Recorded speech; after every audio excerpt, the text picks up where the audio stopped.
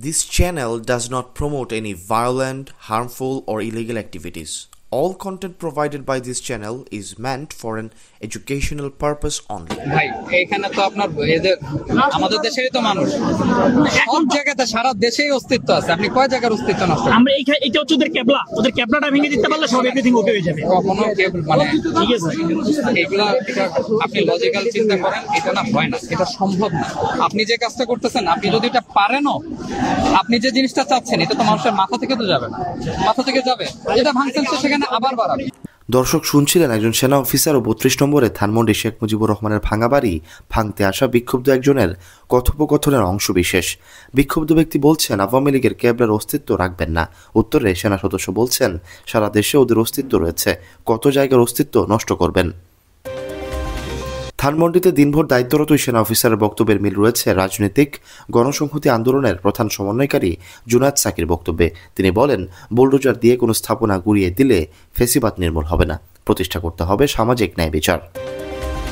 ফ্যাসিস্টদের গালাগালি করলে আর তাদের স্থাপনা উৎখাত করে দিলেই আমরা সমাজে ফ্যাসিবাদ তাড়িয়ে ফেলতে পারবো। অনেকে মনে করেন যে ওটা বুলডোজার দিয়ে উড়িয়ে দিলে আর ওইটা গুঁড়িয়ে দিলে বোধহয় এখান থেকে ফ্যাসিবাদ কিংবা আওয়ামী লীগ এখান থেকে চলে যাবে।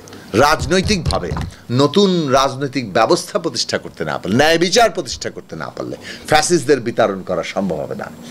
নিজেরাই যদি আবার জালেম হয়ে ওঠেন, তখন পুরনো জালেমরা আবার মানুষের নানাভাবে তারা কি বলে সমবেদনা পাবে এবং তাদের ন্যায্যতা তৈরি হবে। প্রসঙ্গত গেল ৫ ফেব্রুয়ারি বুলডোজার মিছিল কর্মসূচি থেকে ৩২ নম্বরে শেখ মুজিবের বাড়ি ভেঙে অর্ধেকের বেশি গুঁড়িয়ে দেয়া হয় আগুন। ফ্রান্সের প্যারিসে বসবাসকারী অনলাইন অ্যাক্টিভিস্ট পিনাকি ভট্টাচার্য ওই সময় বুলডোজার মিছিলের ডাক দিয়েছিলেন। পুলিশ সেনাবাহিনীর উপস্থিতিতে শেখ মুজিবুর রহমানের স্মৃতি বিজড়িত বাড়ি, যেটি বঙ্গবন্ধু জাদুঘর, সেটি সিটি কর্পোরেশনের 2টি বুলডোজার দিয়ে 2 দিন ধরে ভাঙা হয়। মানবতা বিরোধী অপরাধে আন্তর্জাতিক অপরাধ ট্রাইব্যুনালের রায় ঘোষণার দিন ফের ধানমন্ডির ৩২ নম্বরের ভাঙা বাড়ি ভাঙার ডাক দেয় অনলাইন অ্যাক্টিভিস্ট পিনাকি ভট্টাচার্য। তার পরিকল্পনায় আশুলিয়া থেকে 2টি বুলডোজার ধানমন্ডিতে আনা হয়। এদিন পিনাকি ৩২ নম্বরের ধানমন্ডির বাড়ি আবার ভাঙতে 1.5 ডজনের বেশি পোস্ট দেন। এক ফেসবুক পোস্টে অনলাইন অ্যাক্টিভিস্ট পিনাকি ভট্টাচার্য লেখেন, ধানমন্ডি ৩২ নম্বরে আসেন, ডাইনি পতনের উৎসব হবে, যে যেখানে আছেন ঢাকা শহরে থাকলে চলে আসেন, বন্যার বেগে আসেন, প্লাবনের মতো আসেন, আর্মি পুলিশ ভাইয়েরা বাধা দিয়েন না, আওয়ামী লীগের অন্তর্ঘাত ঠেকানোর নিজের শক্তি ব্যয় করুন। পিনাকির এই পোস্টের পর একটি রাজনৈতিক দলের ছাত্র সংগঠনের হাজার হাজার নেতাকর্মীরা ঢাকা বিশ্ববিদ্যালয় ও ঢাকার বিভিন্ন ইউনিট থেকে ধানমন্ডিতে এসে জড়ো হয়। বেলা 11টার দিকে বিক্ষুব্ধ জনতা বঙ্গবন্ধু শেখ মুজিবুর রহমানের বাড়ির ধ্বংসাবশেষ ভেঙে ফেলতে 2টি বুলডোজার নিয়ে সামনে পৌঁছায়। তবে 5 ফেব্রুয়ারির মতো বিনা বাধায় ৩২ নম্বরের ভাঙা বাড়িতে বুলডোজার নিয়ে পৌঁছাতে পারেনি। পুলিশ ও সেনাবাহিনী তাদের বাধা দেয়। দিনভর দফায় দফায় সংঘর্ষ হয়, যা অব্যাহত থাকে রাত 10টার পর পর্যন্ত। থাওয়া পাল্টা থাওয়া ধানমন্ডি, কলাবাগান, পান্থপথ, স্কয়ার হাসপাতালের আশপাশ সহ বিস্তীর্ণ এলাকায় সাউন্ড গ্রেনেড বিস্ফোরণ ও দফায় দফায় টিয়ারশেল নিক্ষেপে পুরো এলাকা রণক্ষেত্রে পরিণত হয়। সংঘর্ষে পুলিশ সেনা সদস্য সহ অন্তত 50 জন আহত হয়েছেন। সেনাবাহিনীর সদস্যরা বুলডোজার 2টির ব্যাটারি সংযোগ খুলে দিয়ে প্রয়োজনীয় পার্টস খুলে ফেলেন এবং চাবি বাজেয়াপ্ত করেন। ফলে 2টি বুলডোজার সম্পূর্ণভাবে অচল হয়ে পড়ে। অপর এক পোস্টে পিনাকি ভট্টাচার্য বলেন, যারা ভাবতেছেন কেন আজকে ৩২ নম্বরের বুলডোজার পাঠানো হলো, তাদের অবগতির জন্য বলি, গোয়েন্দা তথ্য মতে আজকে আওয়ামী লীগের সারা দেশে ব্যাপক অরাজকতার পরিকল্পনা ছিল। ৩২ নম্বরে বুলডোজার পাঠায় সেই পরিকল্পনা চুদলিংপং করে দেওয়া হয়েছে।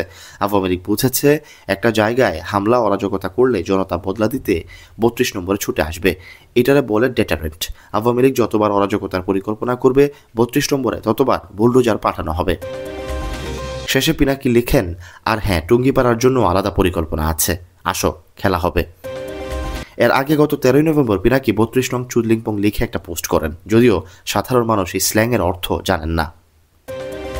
রোববার ধানমন্ডিতে পিনাকি অনুসারীদের ছত্রভঙ্গ করতে যখন সাউন্ড গ্রেনেড মেরে ছত্রভঙ্গ করার চেষ্টা করা হচ্ছিল, ঢাকা মহানগর পুলিশের রমনা বিভাগের উপপুলিশ কমিশনার মাসুদ আলমকে উদ্দেশ্য করে একটি পোস্ট দেন পিনাকি ভট্টাচার্য।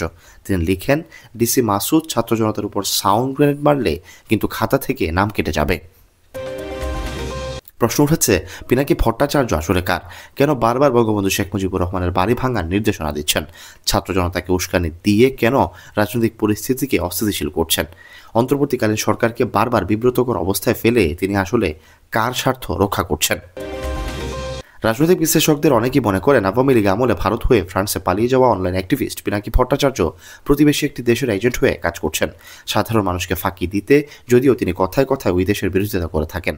একটি ধর্মভিত্তিক রাজনৈতিক দলের মধ্য দিয়ে তিনি বিরোধিতাকারী দেশের এজেন্ডা বাস্তবায়নে কাজ করছেন। Syed Sakib, BNN news 24।